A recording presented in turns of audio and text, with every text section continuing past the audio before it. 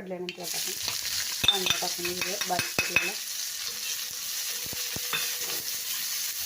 होता होईल तेवढा आपण लोखंडी भांड्यातला खाल्लं पाहिजे, म्हणूनच मी आज लोखंडी तव्यामध्ये आपण बेसन करत आहोत. कांदा चांगला परतल्यावर आपण ह्यामध्ये हिरव्या मिरचीचा ठेचा म्हणजे हिरवी मिरची वाटून घातलेली आहे खलबत्त्यामध्ये. बुडाला हळद टाकलं. चवीनुसार मीठ टाकूयात.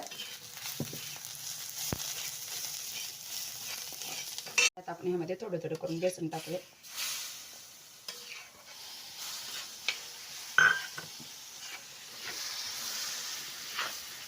एकसारखं सतत हलवत राहायचं आहे, म्हणजे यामध्ये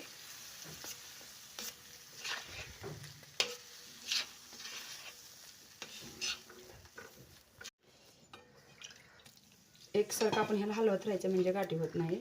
नाहीतर आपण तो असा पाण्याचा शिंतोडा देऊन 5 मिनिटं शिजू देऊयात. बघू शकता आपलं बेसन खूपच मस्त असं परतलेलं आहे. सगळ्यात शेवटी आपण ह्यामध्ये कोथिंबीर टाकून घेऊयात आणि भाकरीसोबत खाऊयात. बेसन आणि भाकरी आपली तयार आहे. ह्याच्यावर लिंबू आणि सोबत कांद्याची पात घेऊन आपण गरम बेसन आणि भाकरी खाऊयात.